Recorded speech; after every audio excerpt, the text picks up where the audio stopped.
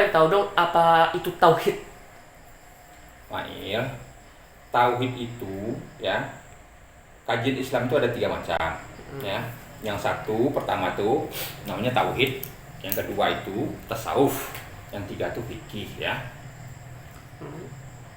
Kajian tentang tauhid itu yang mengaji tentang la ilaha illallah. Nah, kalau tasawuf itu kajian mengenai Muhammad Rasulullah, atau bisa juga dibilang rasa, mengenai rasa ya. Nah, kalau fikih itu mengenai perilaku kita, tata cara, aturan tentang perilaku kita gitu.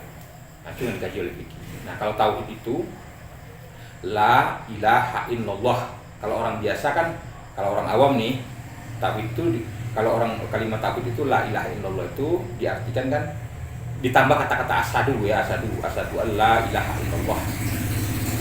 Aku bersaksi tidak Tuhan selain Allah. Nah, itu kalau naik makam orang sedikit ke atasnya, nah, la ilaha illallah saja. Nah, la ilaha illallah itu diartikan tiada yang ada kecuali dia Allah. Ada? Nah, kalau yang lebih tinggi lagi orang menafsirkannya, la itu zat, ilaha itu sifat, ilah itu af'al, Allah di belakangnya asma. Bisa dibolak-balik, bisa asma dulu atau af'al dulu bisa. Nah, tauhid zat itu dia berupa gerak dan geri. Nah, kalau gerak, yang satu gerak, ayatnya begini ya, tidak bergerak sezarah pun tanpa seizin Allah. Oke. Jadi kalau ada gerak diam, ada geri diam. Nah, kalau sifat itu yang ada pada diri, sifat Tuhan kan nggak terhingga tuh. Dan 20 sifat ingin kita pelajari kan, dari mulai wujud tidak baka kan. Nah, kalau yang di diri kita, yang meliputi jasad kita itu, ada 7 sifat. Apanya itu? Nah, kodrat, iradat, ilmu, kalam, hayat, ya kan? Kodrat, iradat, ilmu, hayat, ilmu, kalam, basar, sama ya. Nah, kalau hayat itu kan hidup, basar itu penglihatan, sama itu pendengaran, kodrat itu daya upaya, iradat itu berkehendak ya, ilmu itu pengetahuan ya. Kalam itu berkata-kata ya. Nah, itu yang ada pada diri kita. Nah, kalau af'al itu buah dari sifat tadi yang diliputi zat berupa gerak dan geri ini tadi kan. Nah, menjadi dia perbuatan atau perkataan kita, perkataan dan perbuatan. Nanti perkataan perbuatan itu diasmai, ya, dinamai dia. Misalnya kamu digerak diamkan sifat-sifat kamu, sifat-sifat yang ada pada diri kamu menimbulkan perbuatan itu diberi nama. Misalnya kamu orang baik, kamu orang jahat, ya kan? Nah, tauhid zat itu dia dua, ada berupa gerak dan ada berupa geri. Gerak diam dan geri diam. Kalau gerak diam yang dituntun nur, dia menghasilkan hadis namanya. Nah, hadis ini akan menghasilkan pahala. Nah, pemahamannya nanti akan menimbulkan pahala. Nah, dari pahala ini orang berperilaku baik. Nah, perilaku baik seseorang itu akan kembali ke dalam dirinya dalam bentuk surga atau surga. Nah, kalau geri diam nih dituntun nar itu kan api, itu kan iblis kan, akan menghasilkan hadas namanya. Nah, dari hadas itu nanti akan menimbulkan dosa. Dari dosa itulah orang berperilaku buruk. Nah, perilaku buruk itu kembali ke dalam dirinya, ke dalam hatinya, ke nuraninya, yang disebut dosa. Yang disebut neraka. Jadi surga dan neraka itu hasil dari perbuatan baik dan buruk kita. Ya kan? Nah, sebelum dia berbentuk menjadi perilaku atau kata-kata baik atau buruk itu dimulai dengan poin dosa atau pahala dulu. Nah, sebelum dosa dan pahala itu ada pemahaman awalnya dulu yang disebut hadis dan adas. Kalau hadis nanti akan menimbulkan pahala, dari pahala itu kita. Jadi bukan kita berperilaku buruk dulu baru dapat dosa, bukan. Pemahaman kita yang buruk dulu yang akan mengakibatkan perilaku kita buruk, perkataan kita buruk. Ngerti nggak? Ngerti. Nah kalau kita eh, apa namanya mendapatkan berjalan di gerak diam yang menghasilkan hadis itu kepahaman awal yang membuat kita benar sesuai dengan jalannya Tuhan. Nah itu yang disebut pahala. Dengan pahala itu kita berperilaku baik. Tuh. Nah kalau digerak diamkannya zat itu gerak diam itu ya dia berupa zat itu berupa gerak dan diam. Nah, gerak apa yang digerak diamkan zat itu ya sifat. Nah, apa aja sifat tadi itu kan hayat, basar, sama, kodrat, idat, ilmu, kalam kan. Nah kalau digerak diamkannya penglihatan ya akan menimbulkan, akan nampak oleh kita warna-warni, pola-pola, bentuk-bentuk, ya. Nah, kalau tidak digerak diamkannya penglihatan, kita diam aja gitu kan, yang terlihat kan apa yang nampak di depan kita aja. Nah, kalau digerakkannya kemana-mana mata kita kan, nah kan kita akan melihat akan menimbulkan warna-warni, pola-pola, bentuk-bentuk kan. Nah, pola-pola bentuk-bentuk tadi itu, warna-warni tadi itu dinamai, diasmai dia, ya kan? Nah, nama-nama yang diasmai itulah misalnya, oh itu warna merah, itu warna hijau, kuning, biru kan. Nah, itu berasal dari gerak diam yang dihasilkan, ya, gerak diam yang menggerak diamkan penglihatan yang menghasilkan pola-pola atau bentuk-bentuk atau warna-warna. Nah, begitu juga misalnya pendengaran digerak diamkan oleh Tuhan. Pendengaran kita nih, nah akan menimbulkan apa?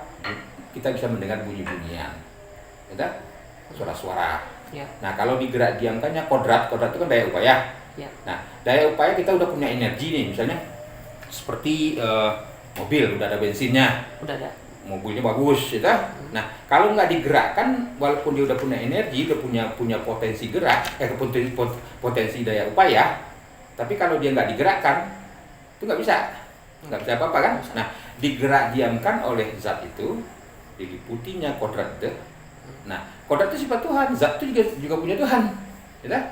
Nah, digerak diamkannya zat itu menggerak diamkan kodrat, membuat kamu bisa duduk, berdiri, berjalan, berlari kan, ke atas, naik kan, naik tangga, turun tangga, ke belakang, mundur kan, ke maju, ke depan.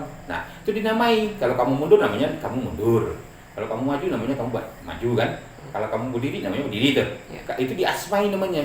Jadi perbuatan kamu tadi itu bermula dari gerak diam yang sifat yang digerak diamkan oleh zat. Itu menghasilkan perbuatan ini diasmai. Nah, perbuatan itu namanya af'al, diasmai itu dinamai dia gitu. Nah, alam semesta berserta seisinya ini itu diliputi zat Tuhan itu.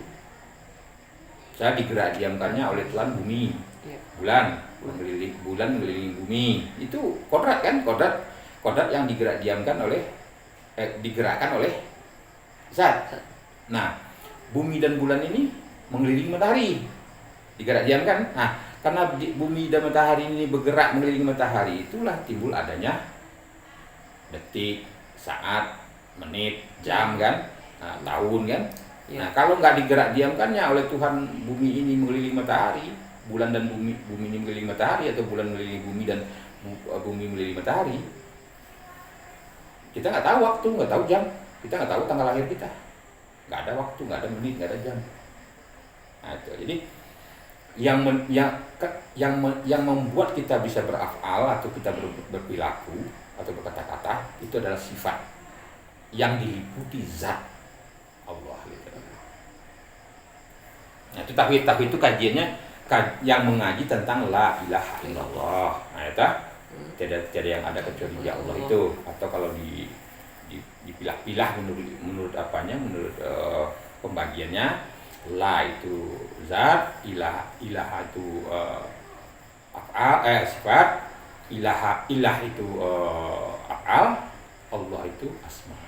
Atau dibalik juga bisa, ilah itu asma atau Allahnya af'al gitu loh. Nah, yang disebut af'al itu perbuatan, ya, perbuatan. Ya. Nah, kalau asma itu nama-nama. Saya kalau di tubuh kamu nih, kan diberi nama-nama tuh. Ya. Ada bulu roma, ada kulit, ada daging, ada tulang, ada darah, ada sumsum, ada ginjal, jantung, semuanya kan dinamai semua tuh. Nah, yang menamai itu penglihatan kita yang menamai.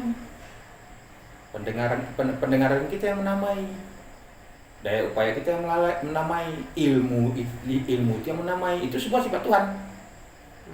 Nah, jadi di alam semesta isinya ini yang ada hayat, sama, basar, kodrat, idat, ilmu kalam yang diliputi zat Allah. Nah, itulah itu yang disebut gerak diam. Nah, ada lagi lawannya tadi, gerik diam kan? Ya, ada. Nah, kalau gerak diam ini kamu dituntun nur, dituntun kebenaran atau cahaya kebenaran. Kalau gerik diam dituntun Api. nar, nah itu kamu dituntun oleh hal yang tidak benar, yang tidak baik, atau iblis tadi, atau setan lah. Ya. Nah, kamu berperilaku mencuri kan, kamu kepahaman tauhid kamu salah gitu lah, ya, kamu menduakan Tuhan, syirik kamu kan, Ya. istilahnya kamu tuh menantang tidak ada kuasa selain kuasa Tuhan itu. Nah, kamu merasa diri kamu berkuasa juga. Nah, kalau kamu merasa diri kamu berkuasa, Tuhan berkuasa, itu namanya syirik. Itulah pemahaman dari gerik diam. Nah, itulah pemahaman yang menghasilkan hadas namanya. Nah, hadas ini kamu akan membuat perilaku, ya, kan konsepnya di hadas tuh, ya, kan? Nah, kamu ingin berperilaku nih, nah itu udah mulai kamu masuk ke dosa namanya. Nah, berperilaku kamu, terjadilah dosa itu melalui perilaku itu kan.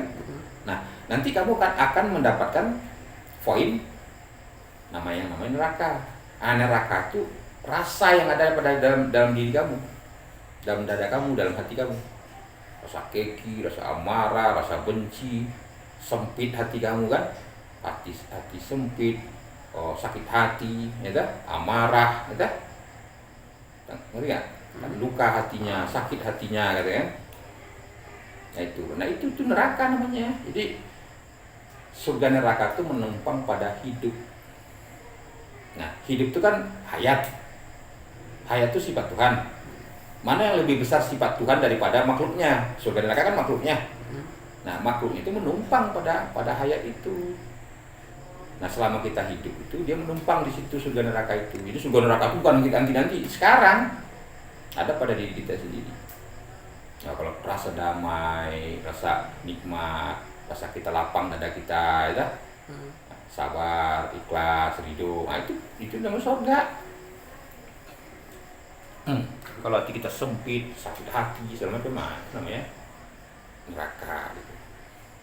Itulah pembagian tauhid. Nah, paham nggak? Paham semua.